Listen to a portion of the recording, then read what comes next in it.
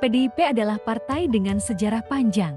Mereka pernah menjadi simbol perjuangan Wong Cilik. Tapi apakah masih seperti itu? Melihat dinamika internalnya belakangan ini, sulit untuk tidak bertanya, apakah PDIP masih partai rakyat atau sudah berubah menjadi partai individu? Partai yang dikuasai segelintir orang, yang setiap keputusannya ditentukan hanya oleh satu lingkaran kecil saja. Ketika Jokowi, orang yang jelas-jelas membawa kemenangan besar bagi PDIP, tiba-tiba dianggap musuh. Ini bukan sekadar soal loyalitas, ini tentang ketakutan. PDIP tahu, Jokowi bukan sekedar anggota partai, dia sudah menjadi tokoh nasional yang kekuatannya melampaui batasan partai. Dan ketakutan itu sangat terasa. Mengapa PDIP tidak memecat Jokowi saat masih menjabat presiden? Alasannya jelas, elektabilitas. Memecat Jokowi saat itu sama saja dengan menembak diri sendiri di kaki. Banyak orang masih mencintai Jokowi dan suara PDIP akan terjun bebas. Tapi sekarang, Jokowi sudah bukan presiden. Saat ini PDIP mencoba memanfaatkan momen untuk menyerang balik, menjatuhkan citra Jokowi, Gibran, dan bahkan Bobi. Namun langkah ini terlihat terlambat. Ibarat orang yang sudah tenggelam, PDIP kini hanya mengayuh ke udara lepas. Ironi pemecatan Jokowi. Yang menarik, Jokowi tidak menunjukkan perlawanan frontal. Saat ditanya wartawan, beliau hanya menjawab, "Waktu yang akan membuktikan."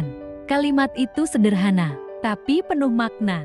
Ini bukan sekadar ucapan biasa. Ini adalah pernyataan perang yang halus, sekaligus pengingat bahwa sejarah akan menilai siapa yang benar dan siapa yang kalah.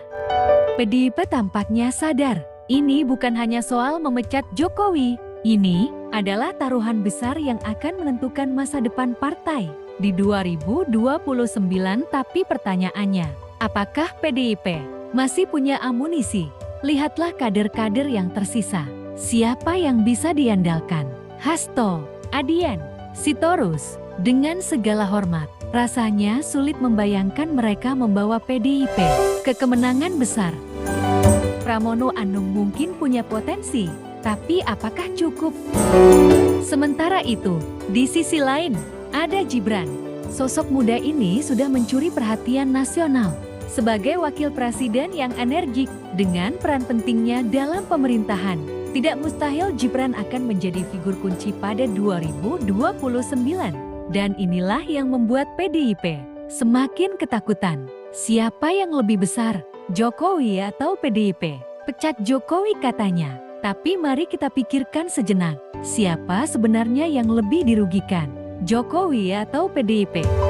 Jika melihat situasi saat ini, PDIP seperti sedang menggali lubang untuk dirinya sendiri. Langkah memecat Jokowi mungkin dimaksudkan untuk melemahkan pengaruhnya, tapi justru bisa menjadi bumerang. Jokowi bukan sekadar mantan presiden, dia adalah simbol perlawanan terhadap oligarki. Dia adalah figur yang mampu menjangkau lintas partai dan ideologi.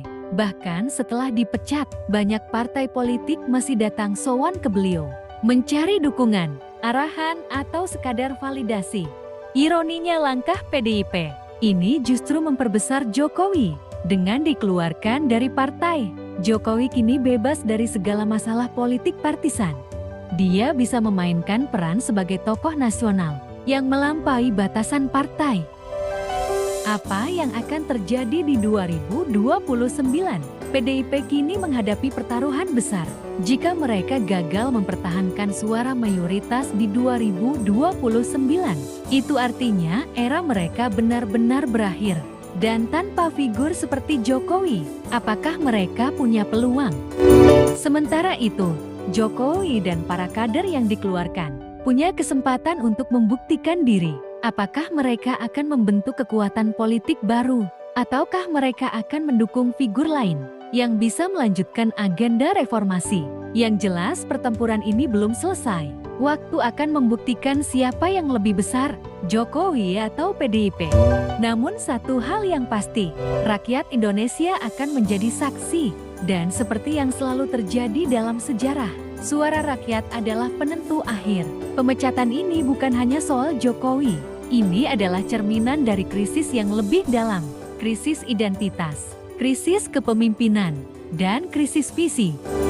PDIP pernah menjadi simbol perjuangan rakyat kecil, tapi kini mereka terlihat lebih sibuk dengan urusan internal dan perebutan kekuasaan saja.